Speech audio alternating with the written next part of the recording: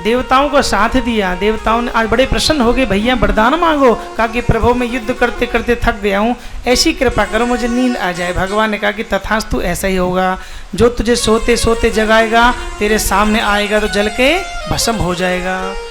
वही कालियावन आया, जल के भस्म हो गया। आज मुचुकुंद ने भगवान के दर्शन किए और भगवान से प्रार्थना करी कि कायेन वाचा मनसेन्द्रियैर्वा कि बुद्ध्यात्मना वा स्वरतः स्वभावा कि करोति यद् यद् सकलं परस्मै कि नारायणायेति समर्पयेततः। श्री कृष्ण गोविंद हरे मुरारी कि नाथेति नामानि मुहुर्वदन्ति। भगवान के दर्शन किए, भगवान से प्रार्थना करी, मेरे गोविंद ने मुचुकुंद के ऊपर कृपा करी और सीधे द्वारिका पहुंच गए। आज द्वारिका में रह रहे हैं।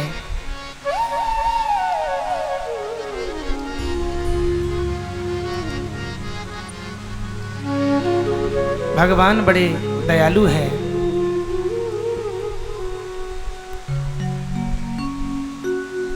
एक समय की बात है, एक राजा है, द्वारिका में एक राजा है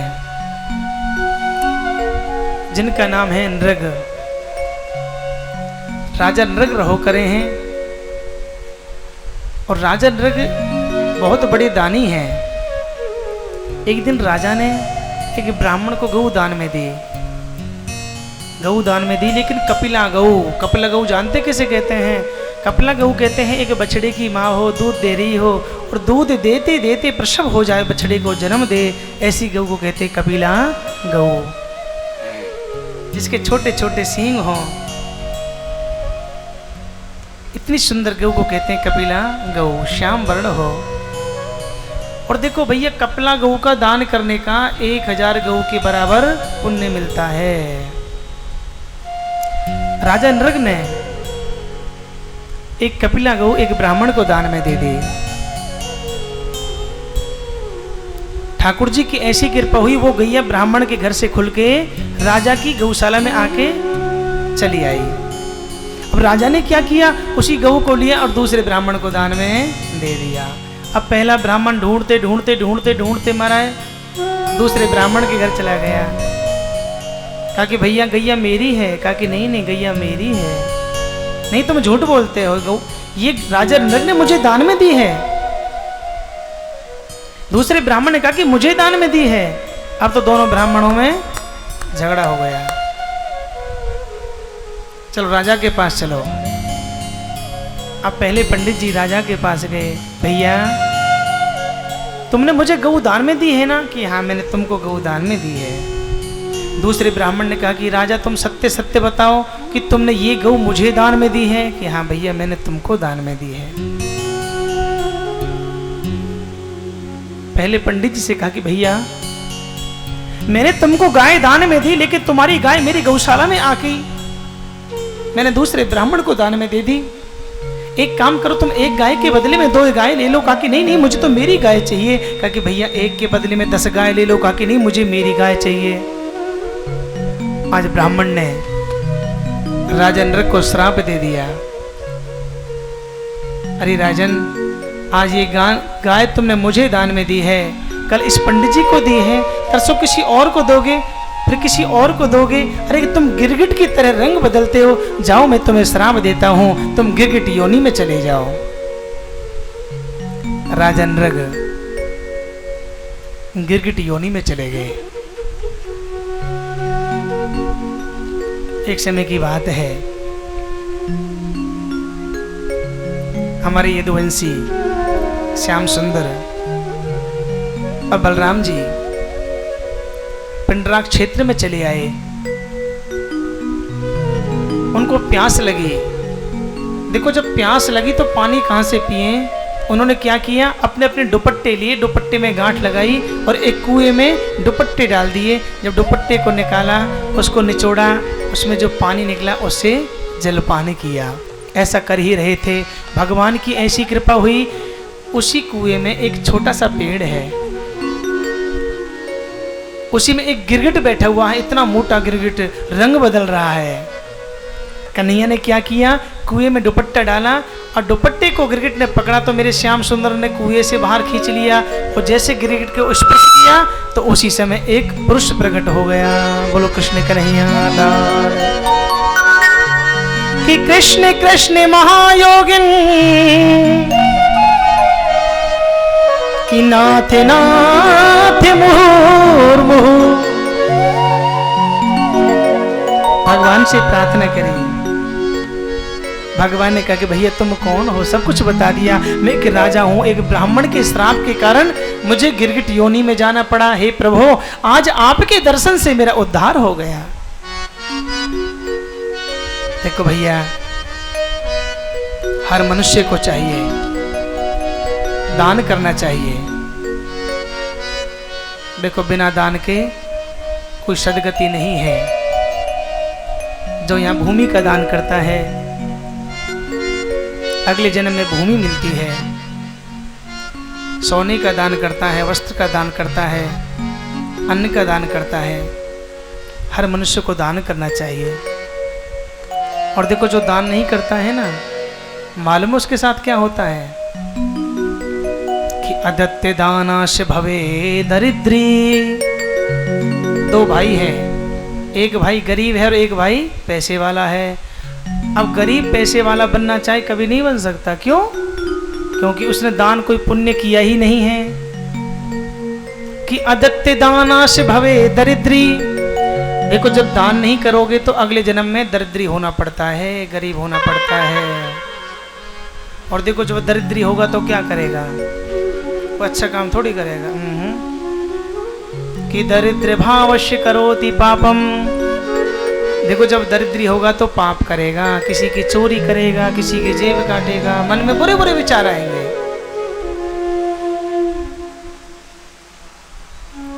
कि पापम प्रभावा नरकम प्रयाति। देखो भैया, जब पाप करेगा उसे कुछ स्वर्ग थोड़ी मिलेगा, उसे क्या मिलेगा, नरक मिलेगा। और पुनर्दरिद्रम पुनरेव पापी। पुनः दरिद्री होगा, पापी होगा, दरिद्री होगा, पापी होगा। इसलिए हर मनुष्य को दान करना चाहिए।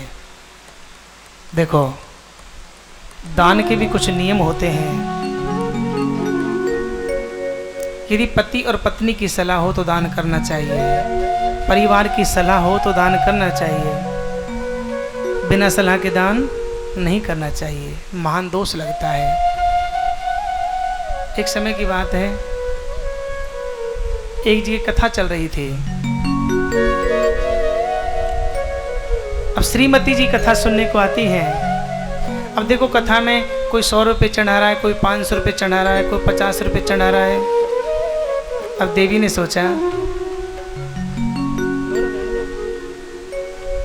देवी ने सोचा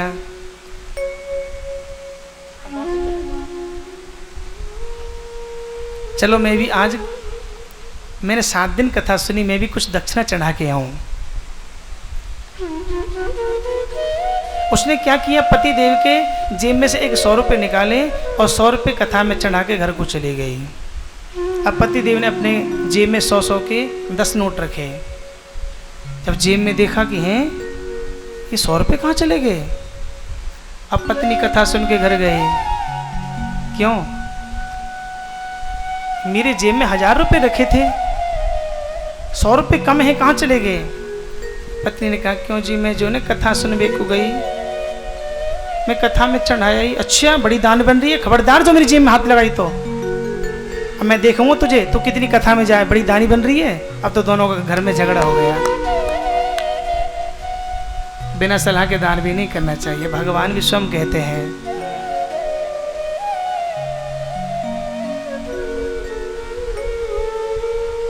कि मैं दान वहां से लेता हूं, कि मैं दान वहां से लेता हूं, कि देने में जहां सुविधा हो, और उस दान को छूता तक नहीं, और पीछे से जहां फजीता हो। ऐसा दान नहीं लगता है जो घर में झगड़ा हो। देखो हमारे संजय भैया ने, पूरे परिवार ने आज भागवत कथा कराई, सब रिश्तेदार आए, मिलने वाले आए, तो सभी ने सोचा कि चलो सब चढ़ा रहे हैं पैसे, मैं भी चढ़ा दूं। जब भागवत जी के सामने आए ना, जब जेब में हाथ दिया, तुम्हारा हजार के नोट। अब उसने सोचा कि हाथ तो दे दिया, अब तो चढ़ाना ही पड़ेगा। ये 10 रुपये खुले होते ना, 10 रुपये चढ़ा तो, लेकिन अब तो 1000 रुपये चढ़ाने पड़ेंगे। 1000 रुपये चढ़ा दिए। अब कथा चल रही है। अब कथा में एक ही टेंशन कि आज तो 990 रुपया को घाटो है गयो। कथा मन नहीं लग रहा है।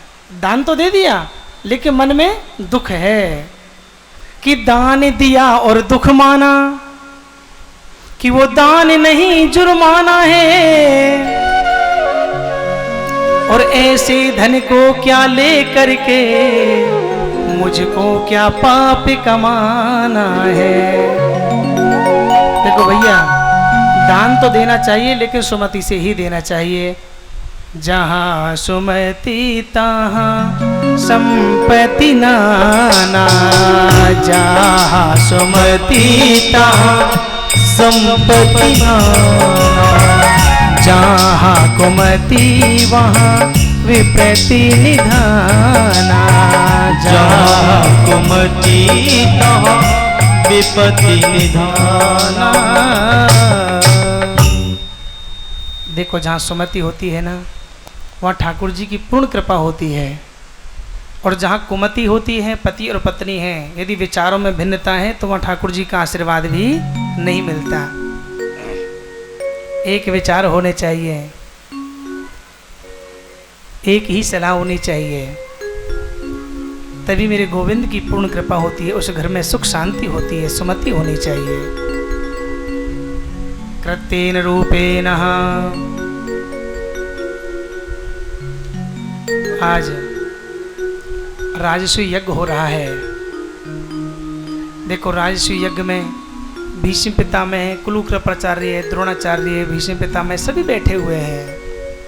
5 पांडव बैठे हुए हैं, कौरव बैठे हुए हैं। अब प्रस्ताव रखा गया कि सबसे पहले पूजा किसकी होनी चाहिए।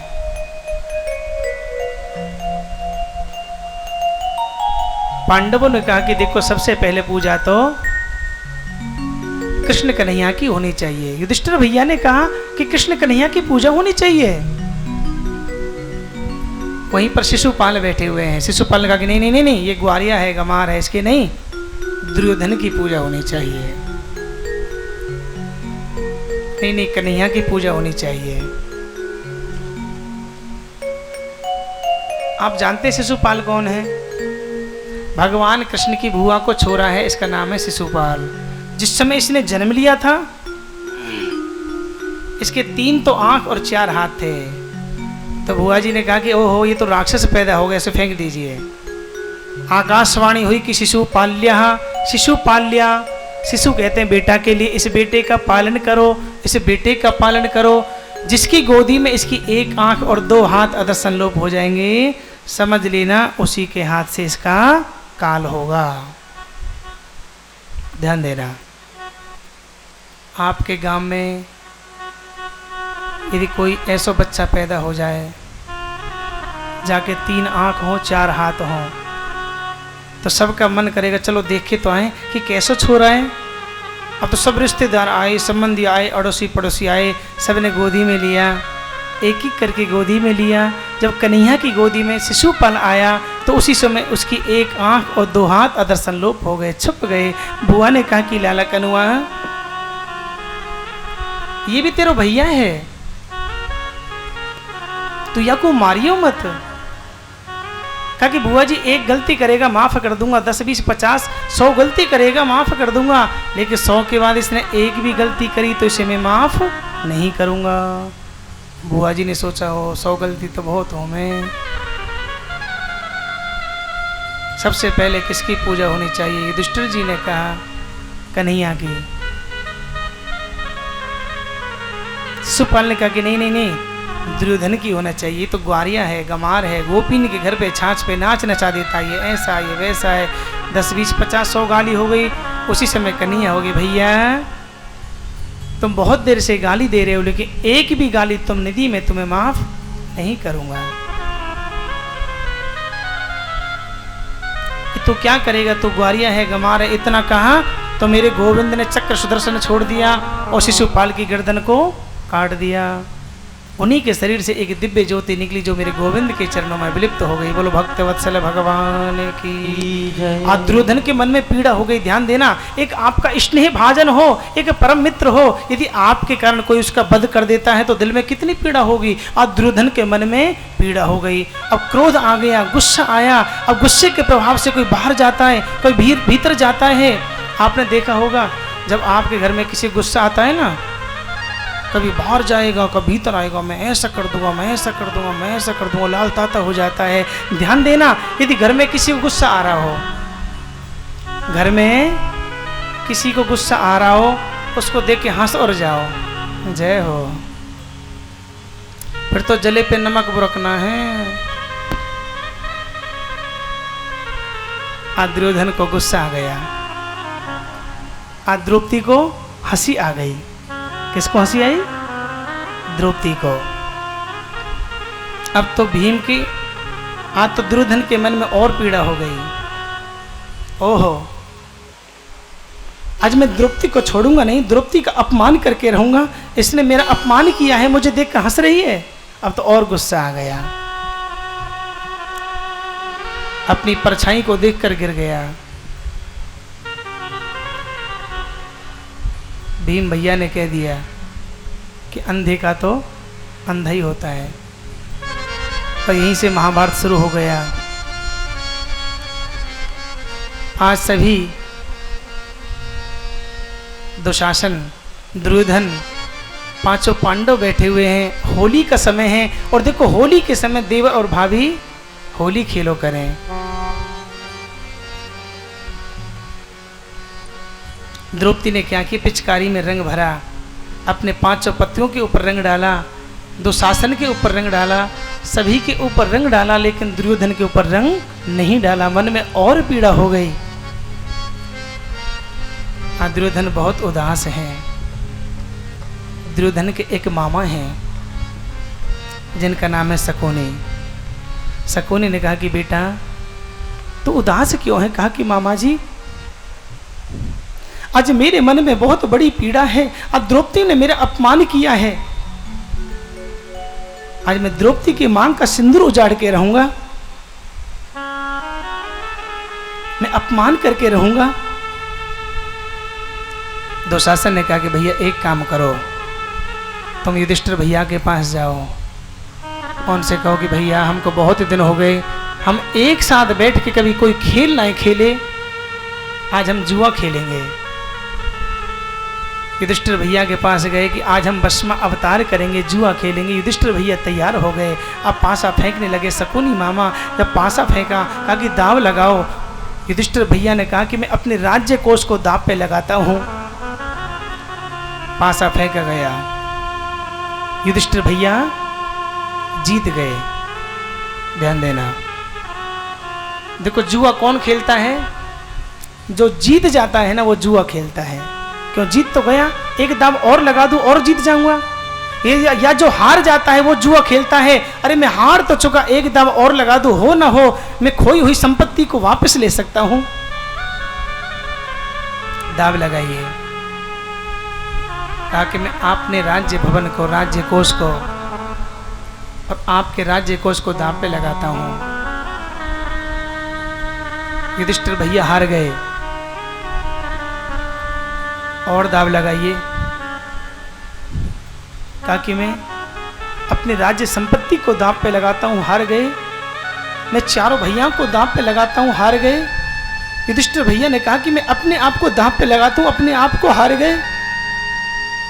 दुर्योधन ने कहा तुम्हारे पास में और संपत्ति है, दाव लगाओ, दाव लगाओ, अभी तो तुम्हारे पास पांचाली है। उसी समय भीम भैया को गुस्सा आ गया, गदा को लेकर खड़े हो गए, लेकिन आज कुछ नहीं कर सकते। क्यों? क्योंकि आज अपने आप को हार चुके हैं। युधिष्ठिर भैया ने द्रौपदी को दांव पे लगाया। आज द्रौपदी को भी हार गए। आज दुशासन को भेजा कि जाओ द्रौपदी को लेके आओ। आज मैं अपनी जंघा पर बैठा के नग्न अवस्था में उसका अपमान करूंगा।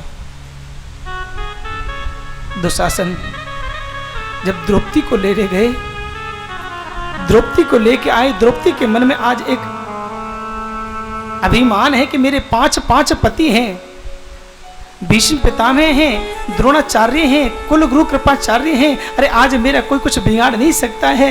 लेकिन जब द्रौपदी को सभा में लेके आए तो पांचों पतियों ने अपनी गर्दन को नीचे कर लिया, भीष्म पितामह ने अपनी गर्दन को नीचे कर लिया।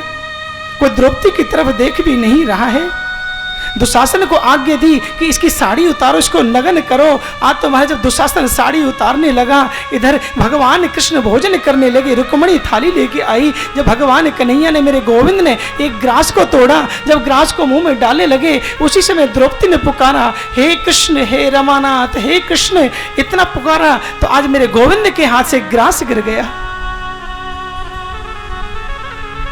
रुक्मणी ने कहा कि प्रभु क्या बात है, आज आपके हाथ से ग्रास कैसे गिर गया?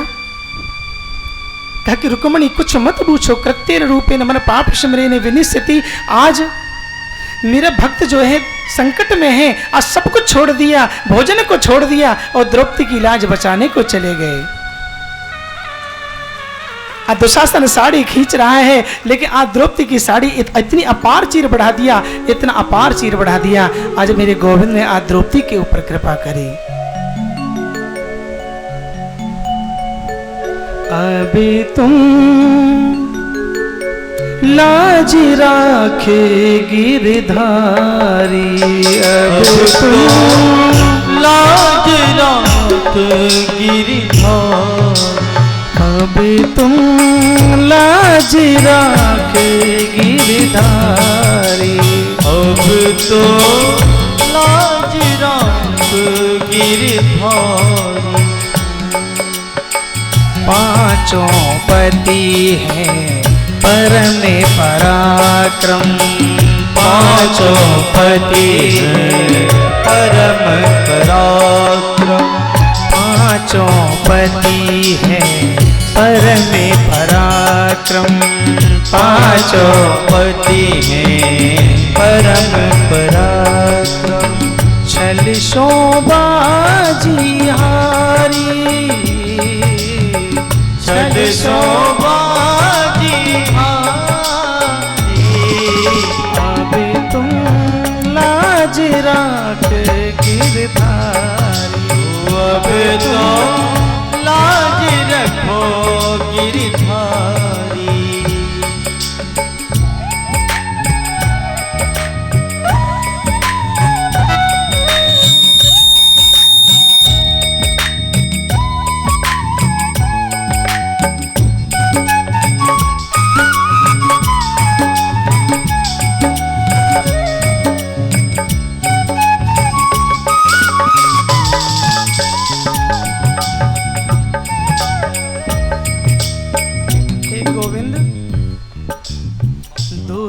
दुशासन चीर कहते हैं, दुष्ट दुशासन चीर खिंचत है, दुष्ट दुशासन चीर कहते हैं, दुष्ट दुशासन चीर कहते हैं। सभापित करत उघारी, सभापित करत उघारी, अब तुम लाज राख गिरधारी, अब तो लाज रखो गिरधारी।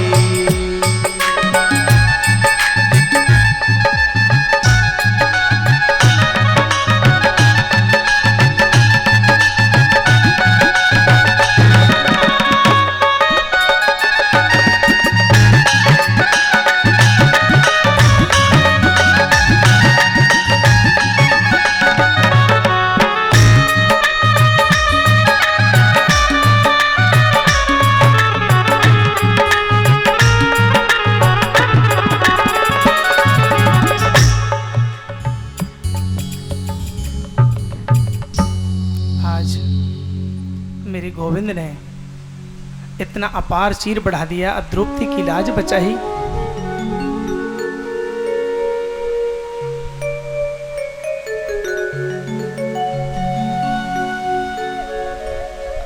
दुर्योधन पुण्य उदास है। भीष्म पिता मैंने कहा कि बेटा उदास क्यों हो? कहा कि पिताजी कहाँ कहूं, कोई ऐसी कृपा करो जो मैं द्रौपदी के मांग का सिंदूर उजाड़ दूं। कहा कि बेटा कल सुबह अपनी पत्नी को मेरे पास भेजना, उसको सौभाग्यवती भव का आशीर्वाद दूंगा।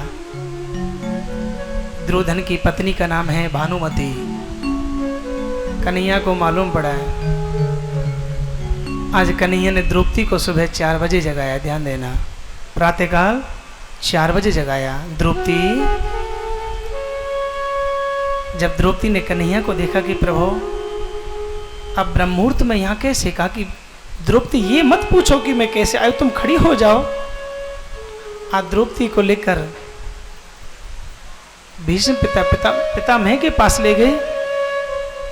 ध्यान देना, जब ब्रह्ममुहूर्त में चलते हैं ना, इतना शांत वातावरण होता है, इतना शांत वातावरण होता है, तने की भी आवाज आए तो सुनाई देती है।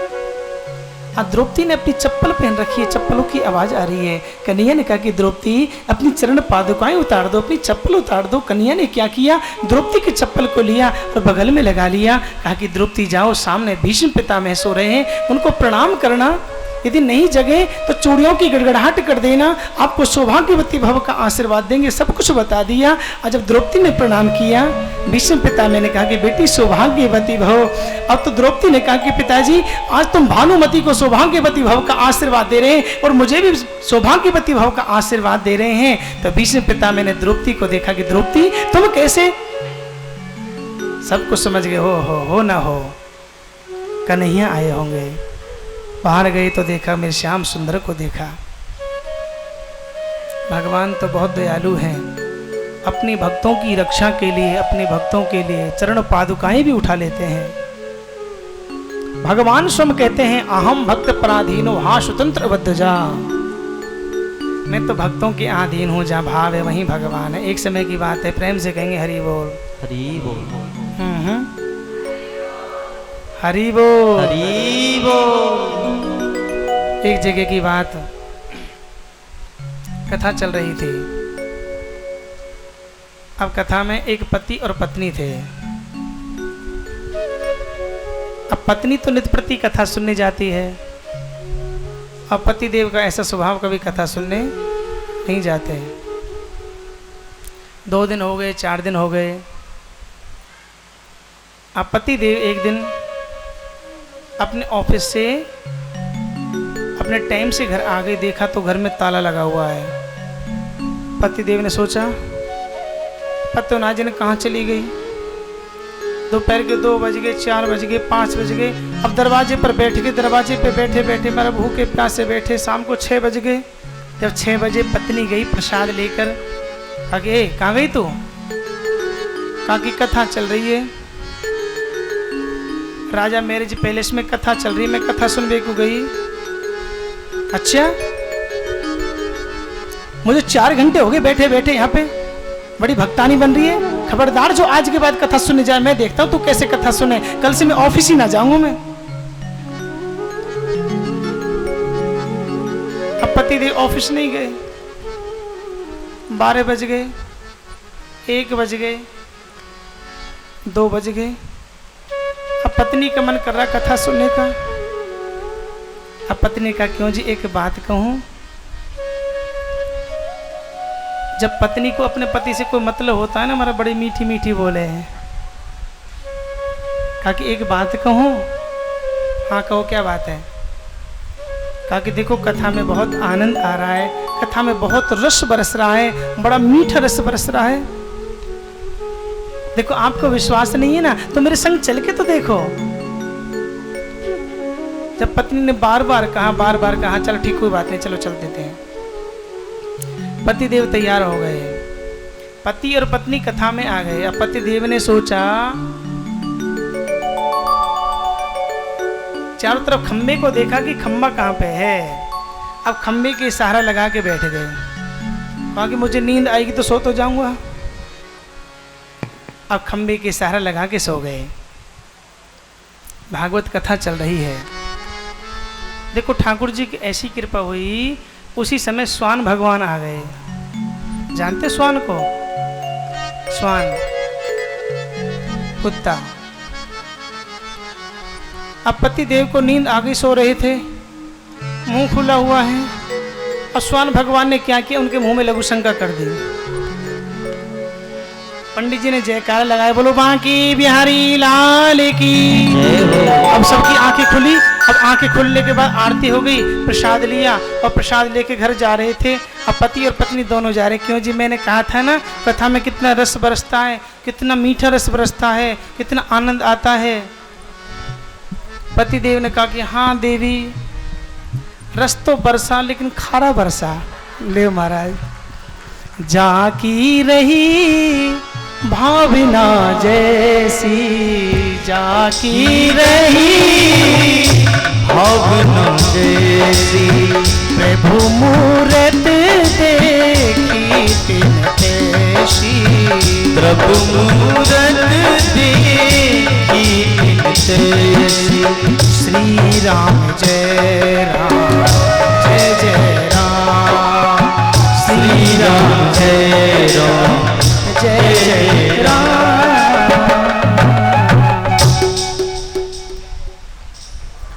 देखो कल एक मैया आई थी मेरे पास।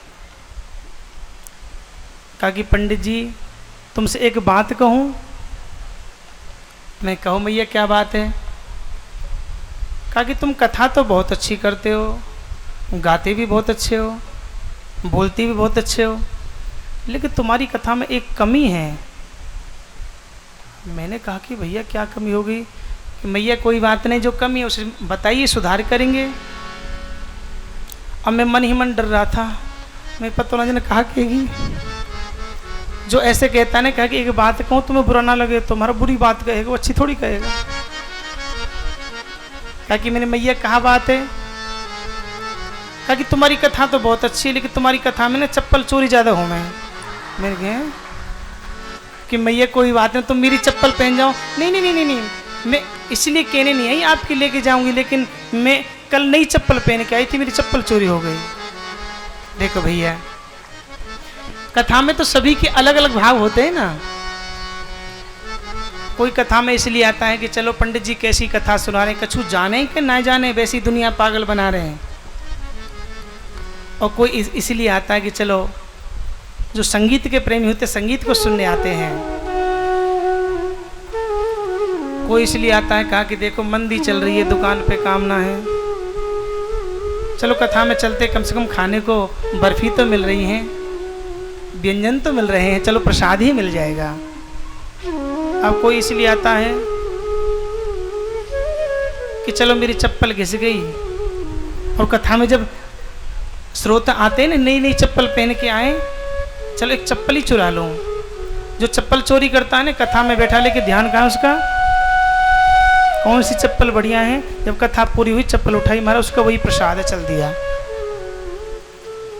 देखो भैया, सभी के अलग अलग भाव हैं कि श्रोतागण आते हैं कथा में इसी हेतु कि देखे कंठ कथा कैसी दर्शाते हैं। पंडित जी को गलो के गली है, कैसे बोले कि कोई आते हैं काव्य कविता सुनने को, और कोई दृष्टांत पे निज दृष्टि लगाते हैं, कि कोई आते हैं चलो प्रसाद ही मिलेगा थोड़ा, और कोई श्री राम जी चप्पल चुराने आते हैं। जय हो। देखो भैया, माता बहनों से हाथ जोड़ के प्रार्थना है, यदि किसी ने किसी की चप्पल चुराई हो, मोबाइल चुराया हो, तो भैया वापस दे जाएं, अन्यथा तुम्हारी राम जी जाने का होगी। सुखदेव स्वामी कहते हैं, परीक्षित कृत्येन रूपेण मन पाप स्मरेण विनिश्यति। हाँ, द्वारिका में रहते रहते कन्हैया को बहुत दिन हो गए। बलराम जी का विवाह रेवती जी के साथ हो गया। अब कन्हैया ने सोची कि पतो ना है मेरे को रिश्तेवारी ना आ रही, पतो ना इनको ब्याह करेगो कि जन ना करेगो।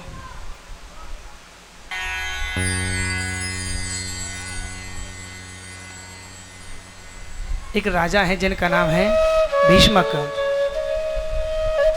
भीष्मक की एक कन्या है जिसका नाम है रुक्मणी।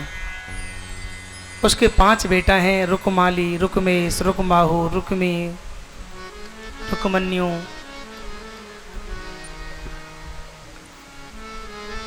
आज राजा भीष्मक को मालूम पड़ा, गुरुजी को बुलाया, सत्यानंद जी को बुलाया। गुरुजी मेरी बेटी के लिए कोई सुयोग्य वर बताओ। सत्यानंद जी ने कहा द्वारका के राजा कन्हैया बहुत सुंदर रहेंगे। आज रुक्मणी ने मन ही मन में श्याम सुंदर का वर्ण कर लिया,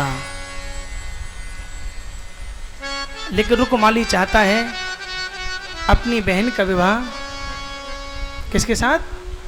शिशुपाल के साथ करना। देखो हमारे शास्त्रों में ऐसी कहावत है, यदि पिता के पांव की जूती यदि बड़े बेटे के पांव में आ जाती है ना, तो भैया पिता और पुत्र का संबंध नहीं होता, फिर तो भाई और भाई का संबंध होता है, क्योंकि बेटा बराबर का हो गया है। शिशुपाल के साथ में संबंध कर दिया। शिशुपाल बारात को लेके आने लगे, लेकिन रुक्मणी आज श्याम सुंदर के साथ वर्ण करना चाहती है। आज रुक्मणी ने क्या किया, एक चिट्ठी लिखी और चिट्ठी एक पंडित जी को दे दी। चिट्ठी में मालूम है क्या लिखा कि रुक्मिण्या सुमेकांते। देखो भैया यदि चिट्ठी लिखना सीखना है ना तो रुक्मणी जी से सीखो। ये नहीं लिखा कि आप मेरे साथ में शादी कर लो, नहीं करोगे तो मैं ऐसा कर दूंगी, वैसा कर दूंगी, तो ऐसा कर दूंगी, ऐसा कुछ नहीं लिखा। क्या लिखा कि रुक्मिण्या सुमेकांते कि लिखित्वा दत्त पत्रिका मुक्ता मुंचुन कृष्णाय प्रेम चिन्याय दर्शिता। हे प्रभु मैंने जब से आपकी कथा सुनी है ना, तब से मैंने अपने मन मंदिर में आपको बिठाया है। हे प्रभु मेरे मन के मंदिर में कोई और नहीं बैठ सकता। हे गोविंद मुझे अपनी चरणों में जगह दीजिए। एक पंडित जी को चिट्ठी दे दी। पंडित जी चिट्ठी लेके गए, द्वारिका में पहुंच गए। वहीं पर कन्हैया मिल गए। कन्हैया से पूछा भैया जो यहाँ के राजा हैं द्वारकापुरी के, कन्हैया हमें उनसे मिल लो है। कन्हैया ने कहा कि पंडित जी कहाँ से आए हो? कहा कि मैं कुंडनपुर से आया हूँ। अब तो कन्हैया ने सोचा कि बन गई बात, ऐसा लगे कि रिश्ते वाले आए। अब पंडित जी का हाथ पकड़ा, हाथ पकड़ के घर में ले गए। पंडित जी को भोजन कराया। पंडित जी ने जब चिट्ठी दी, चिट्ठी को पढ़ा। अब तुम्हारी रात को पंडित जी के चरणों को दबाया, महलों के सामने रथ को सजा के खड़ा कर दिया। प्रातःकाल 4 बजे पंडित जी को लेकर कन्हैया कुंडनपुर की ओर चल दिए। अब प्रातःकाल की भांति जब बलराम भैया कमरे में आए तो कन्हैया ना आए। कन्हैया कहाँ चले गए? द्वारपालों से पूछा कि कन्हुआ कहाँ गए हो? कहा कि कल एक पंडित जी आए, उनके साथ सुबह 4 बजे चले गए। अब बलराम भैया समझ गए, देख ले हो ना हो अकेलो ब्याह करवे को चलोगे, देख ले मुझे तो कहीं भी ना है। चलो कोई बात नहीं, मैं पीछे पीछे चल देता हूँ। बलराम जी ने रथ को सजाया, पीछे पीछे चल दिए। आज रुक्मणी गोरा को पूजन करवे को आई। देखो ध्यान देना, जब किसी कन्या की शादी होती है तो फेरा पड़ने से पहले गोरा को पूजन किया जावे। जब गोरा का पूजन करने के लिए आई उधर सामने से श्याम सुंदर आ रहे हैं। अब जितने पहरेदार पहरा लगा रहे हैं, पहरा लगाना भूल गए, कन्हैया को देखने लगे। ओहो देखो ठोड़ी पे हीरा है, कितना सुंदर तिलक है, कितने सुंदर बाल हैं, कितना सुंदर स्वरूप है। ठाकुर जी के स्वरूप को देखने लगे। अब तो महाराज रुक्मणी गोपियों के साथ में, सहेलियों के साथ में जब गोरा को पूजन कर रही थी, उसी समय श्याम सुंदर आ गए। श्याम सुंदर को देखा, श्याम सुंदर ने क्या किया, आज रुक्मणी का हाथ पकड़ा, हाथ पकड़ के रथ में बैठा लिया। जितनी भी गोपी हैं, सहेली हैं, देख रही हैं, ओहो कितना सुंदर स्वरूप है, देखो कितना सुंदर स्वरूप है। आज श्याम सुंदर रुक्मणी को लेकर बहुत दूर चले गए। सहेलियों ने कहा, अरे बहन रुक्मणी चलो गोरा को पूजन कर ले हो, फिरान को समय है गयो है, मंडप की शोभा है भी भारी है। बहन रुक्मणी, रुक्मणी आओ, रुक्मणी, रुक्मणी। और चारों तरफ देखा, तुम्हारी रुक्मणी नहीं है।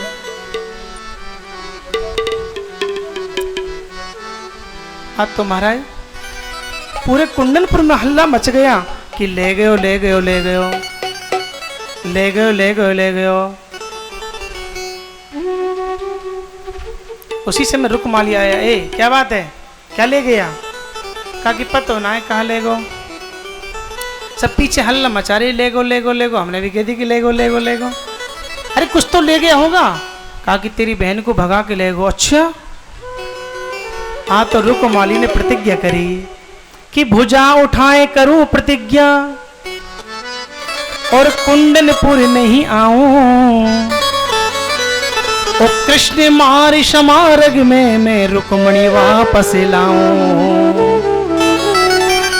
या तो बहन रुक्मणी को वापस लेके आऊंगा, अन्यथा मैं कुंडनपुर में नहीं आऊंगा। रुक्माली पीछे पीछे भागने लगे, आगे आगे कन्हैया, पीछे पीछे रुक्माली। आज कन्हैया ने क्या किया, रुक्मणी का हाथ पकड़ा और हाथ पकड़ के उसके हाथों को बांध के रथ में पीछे बांध दिया। अब सामने से बलराम भैया आए। जब बलराम भैया ने देखा कि कनुआ लाला रथ में कौन बैठी है, ध्यान देना। बड़ा भैया छोटे भैया से पूछे कि भैया ये कौन बैठी है, वो कैसे कह दे कि मैं भगा के लाया हूँ। कहा कि ये कौन है। कन्हैया ने सोची अब कहाँ जवाब दूँ। कहा कि भैया अच्छा तो तेरी पत्नी है। भैया जो पीछे लटक रहो ये कौन है। कन्हैया ने कहा कि या को भैया है। बलराम जी ने कहा कि दिलाला सालिग्राम को इतनी सजा ना दियो करें, इसे छोड़ दो। आज तो रुक्माली के बालों को काट दिया, 5 चोटी छोड़ दी, तो रुक्माली ने एक भोजकट नगर बसा लिया, वहीं पर रहने लगे। कन्हैया रुक्मणी को लेकर द्वारिकापुरी में चले आए। राजा भीष्मक को मालूम पड़ा, हो राजा भीष्मक ने निमंत्रण दिया, नौता भेजा द्वारिकापुरी में। कन्हैया से कहो कि द्वारिकापुरी से राजा से कहो कि मेरी छोरी को लेके मेरे घर पे आए, और सब द्वारकापुरी के जितने भी हैं सभी आए। मैं अपनी कन्या को कन्यादान करूंगा और बड़े धूमधाम के साथ में शादी करूंगा। जितने भी द्वारिकापुरी में हैं सब कुंडनपुर में बारात लेके चले आए। आज रुक्मणी अपनी सहेलियों से कहा, अरे बहन आज तो मेरे श्रृंगार कर दो। अरे बहन ऐसा श्रृंगार कर दो जो आज तक किसी ने किसी को कियो ही ना होए। आज कौन कौन श्रृंगार करेगा रुक्मणी का, क्या बात है। देखो वो भात बहुत भाग्यशाली हैं जो रुक्मणी जी का श्रृंगार करेंगे। अब देखते हैं कि कौन कौन श्रृंगार करेगा। जो हाथों से ताली बजाएगा, भाव से बोलेगा ना, वो समझो कि रुक्मणी जी का श्रृंगार कर रहे हैं। बोलो कृष्ण कन्हैया लाल की जय हो। कि आओ मेरी सखियों मुझे मेहंदी लगा दो,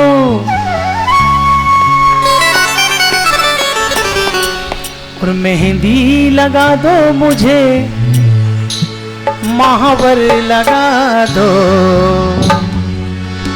और मुझे श्याम सुंदर की दुल्हन बना दो, श्याम सुंदर की दुल्हन बना दो, मुझे श्याम सुंदर की दुल्हन बना दो, मुझे श्याम सुंदर की दुल्हन बना दो।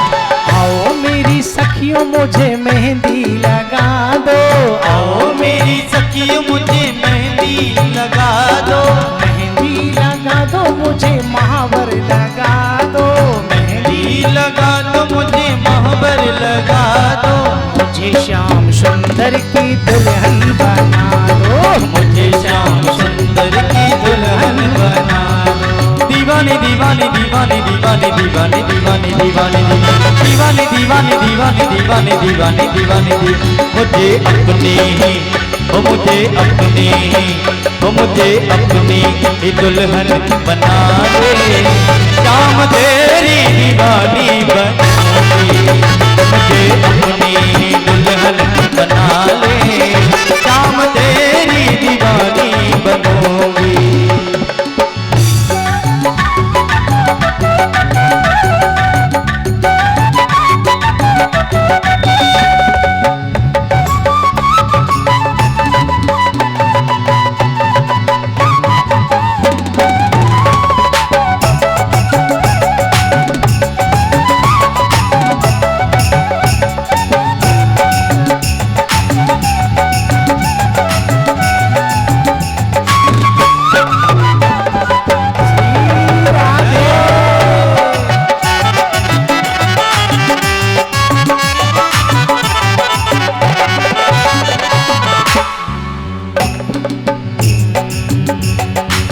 सत्संग में मेरी बात चलाई, सत्संग में मेरी बात चलाई, सत्संग में मेरी बात चलाई, सत्संग में मेरी बात चलाई, सतगुरु ने मेरी कीनी सगाई, सतगुरु ने मेरी कीनी सगाई, सतगुरु ने मेरी कीनी सगाई, सतगुरु ने मेरी कीनी रे सगाई, उनको बुला के हाथ लेवा तो करा दो, उनको बुला के हाथ लेवा तो करा दो, उनको बुला के हाथ लेवा तो करा दो, उनको बुला के हाथ लेवा तो करा दो, मुझे श्याम सुंदर की दुल्हन, मुझे श्याम सुंदर की दुल्हन बना दो। दीवानी दीवानी दीवानी दीवानी दीवानी दीवानी दीवानी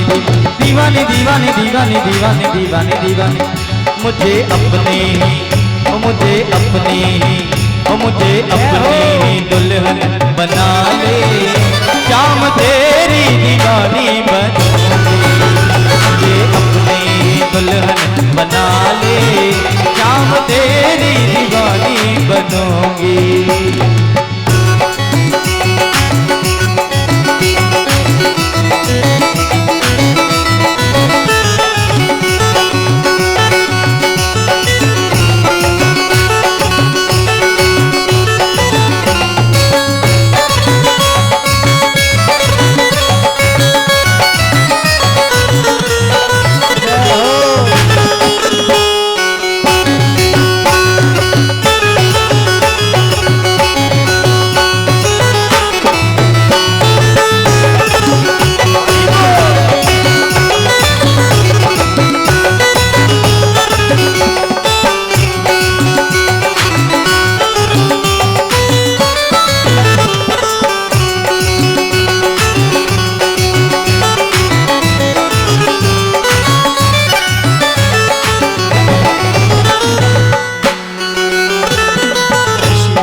चूड़ी जो कबहू न टूटे, ऐसी पहनो चूड़ी जो कबहू न टूटे, ऐसी पहनो चूड़ी जो कबहू न टूटे, ऐसी पहनो चूड़ी जो कबहू न टूटे, ऐसा बरू दूल्हा जो कबहू न रूठे, ऐसा बरो दुल्हा जो कबहू न रूठे, ऐसा बरू दूल्हा जो कबहू न रूठे, ऐसा बरो दुल्हा जो कबहू न रूठे। अटल सुहाग की बिंदिया लगा दो, अटल सुहाग की बिंदिया लगा दो, अटल सुहाग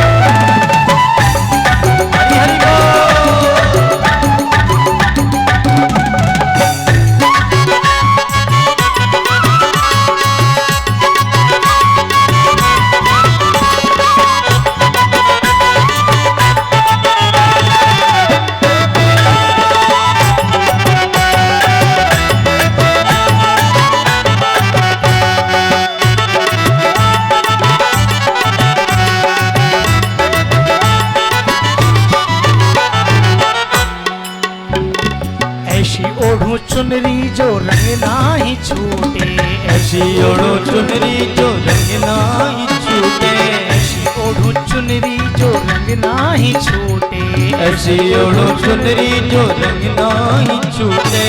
प्रीति का धागा जो कबहू न टूटे, प्रीति का धागा जो कबहू न टूटे, प्रीति का धागा जो कबहू न छूटे, प्रीति का धागा जो कबहू न टूटे। आज मेरी मोतियों से मांगे भरा दो, आज मेरी मोतियों से मांग भरा दो। बोलो कृष्ण कन्हैया लाल की। देखो जब आपके घर में शादी हुए तो क्या आप ऐसी बैठी रहो हाथ पे हाथ धर के? जब घर में शादी होती है ना, माता बहनों को देखा जाता है, कभी कोई या कोने में नाच रही है, कभी या कोने में नाच रही है। और जब ठाकुर जी की शादी हो रही है ना कोई ताली बजा रहा हो और ना कोई मुंह से बोल रहा हो, अरे भाव से हरि बोल।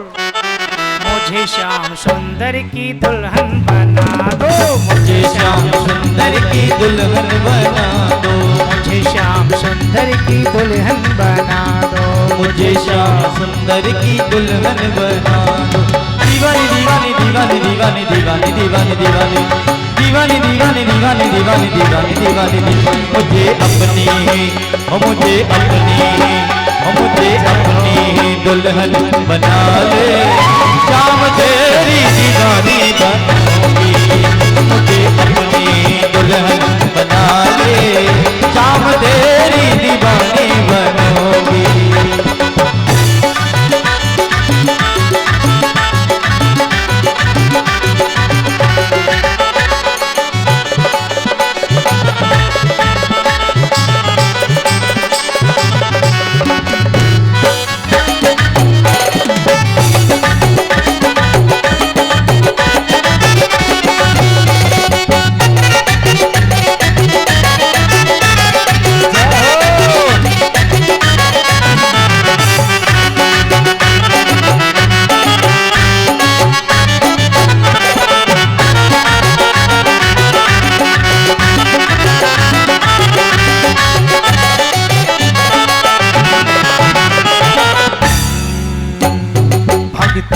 सुरमा में आंख में लगाऊंगी, भक्ति का सुरमा में आंख में लगाऊंगी, भक्ति का सुरमा में आंख में लगाऊंगी, भक्ति का सुरमा में आंख में लगाऊंगी। दुनिया से नाता तोड़ प्रभु की हो जाऊंगी, दुनिया से नाता तोड़ उनकी हो जाऊंगी, दुनिया से नाता तोड़ प्रभु की हो जाऊंगी, दुनिया से नाता तोड़ उनकी हो जाऊंगी। सतगुरु को बुला के फेरे तो पड़वा दो, सतगुरु को बुला मेरे फेरे तो डला दो, सतगुरु को बुला के पिता तो करा दो, सतगुरु को बुला मेरी पिता तो करा दो। मुझे श्याम सुंदर की दुल्हन बना दो, मुझे श्याम सुंदर की दुल्हन बना दो, मुझे श्याम सुंदर की दुल्हन बना दो, मुझे श्याम सुंदर की दुल्हन बना दो। दीवानी दीवानी दीवानी दीवानी दीवानी दीवानी दीवानी दीवानी दीवानी दीवानी दीवानी दीवानी दीवानी। मुझे अपनी ही मुझे अपनी ही मुझे अपनी ही दुल्हन बना ले, श्याम तेरी दीवानी बनूंगी।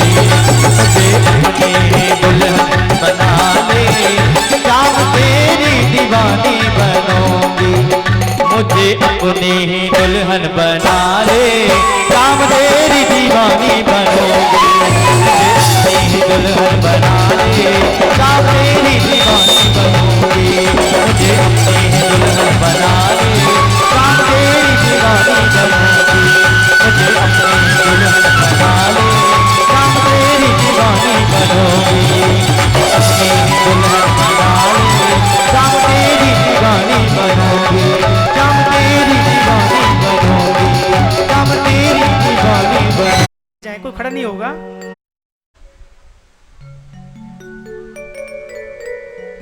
देखो आप बैठ जाएं तो कथा आगे प्रारंभ हो, बैठ जाइए सभी।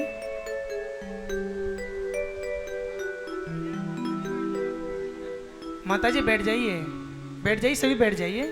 में लेना है तो सब शांति बनाए रखें, सब बैठ जाएंगे बच्चे।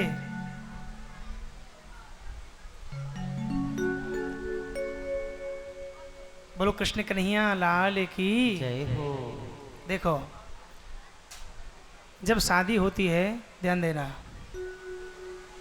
तो गारी गाई जाए। गारी गाते हैं ना, आप क्या नहीं गाते? जब फेरा पड़े तो गारी गावे, जब शादी हुई तो गारी गावे। देखो आपको 2 मिनट का समय दिया जाता है, कन्हैया को जितनी गाली देनी हो आज गाली दे लो। देखो शादी में जब गाली देते हैं ना तो दोष नहीं लगता है। हाय हाय हाय, देखो कैसे श्रृंगार कर रखो है, थोड़ी पे दे हीरा लगा रखो है। ओहो कन्हैया दे दूल्हे बन के आए होए और सब गाली देवे लगी। हम सब जाने तेरे खानदान के बारे में, तेरे खानदान कितना अच्छा है। आप मेरे पीछे पीछे बोलेंगे, आए कृष्ण चंद्र भगवान कुंडनपुर पावना जी। आए कृष्ण चंद्र भगवान कुंडनपुर पावना जी। आए कृष्ण चंद्र भगवान कुंडनपुर पावना जी। आए कृष्ण चंद्र भगवान कुंडनपुर पावना जी। आज श्याम सुंदर जब कुंडनपुर में आए, कन्हैया तो केवले कन्हैया हम सब जाने तेरे खानदान के बारे में। एक बात बता, तेरी मैया गोरी, तेरे पिताजी गोरे, लेकिन तेरे भैया गोरे, लेकिन तू कारो कहनते भयो है। मुझे तो ऐसा लगे कि छू गड़बड़ है।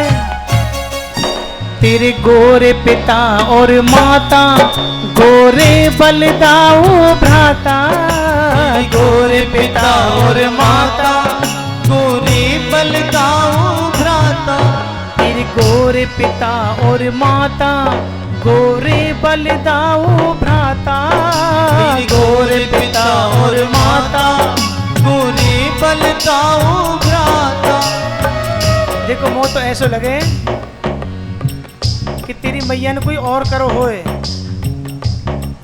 तेरी माँ ने कियो कोई और श्याम रंग जावे ना जी। तेरी माँ ने कियो कोई और श्याम रंग जावना जी। आए कृष्ण चंद्र भगवान कुंडनपुर पावना जी। आए कृष्ण चंद्र भगवान कुंडनपुर पावना जी।